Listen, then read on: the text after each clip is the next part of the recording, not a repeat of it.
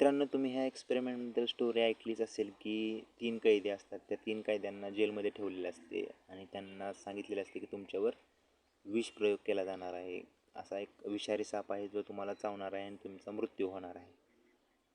तर त्यांच्या डोळ्यांना पट्टी वगैरे बांधलेली असते आणि त्यांना सुई टोचवली जाते आणि ते तिघेही मरण पावतात. तर या स्टोरीमध्ये त्यांचे जेव्हा चेकअप केले जाते की त्यांच्या शरीरामध्ये खरोखर विष तयार झालेलं असते.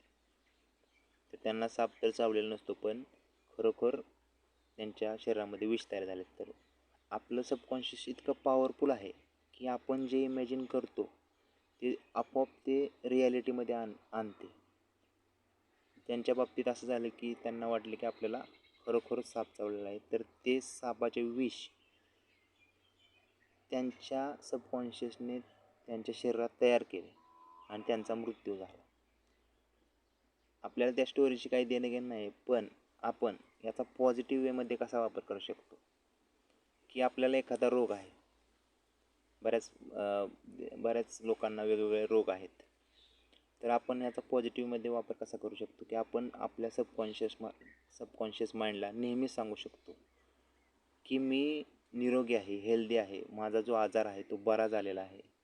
मी त्या आजारातून एकदम ओके झालेला आहे. मला चाला येत नसेल तर मला चाला येत आहे. मला डायबिटीज वगैरे कोणते शुगर BP वगैरे कोणताही त्रास असेल तर तो माझा ओके झालेला आहे. किंवा आपण असं म्हणू शकतो की माझं सबकॉन्शियस माइंड इतकं पॉवरफुल आहे की त्याच्याकडे सर्व रोगाचे औषध आहेत. तुम्हाला नेहमी निरोगी ठेवतो. असं जरी तुम्हाला रोज सबकॉन्शियस माइंडला तुम्ही ट्रेन करत गेला, तुमचे जे काही औषधे वगैरे चालू असेल ते तर तुम्ही चालूच ठेवा, पण तुम्ही जर सबकॉन्शियस माइंडला जर ट्रेन केलं तर तुम्ही त्या रोगातून नक्कीच बाहेर होऊ शकता आणि तुम्ही एक हेल्दी आयुष्य नक्कीच जगू शकता. थँक्यू.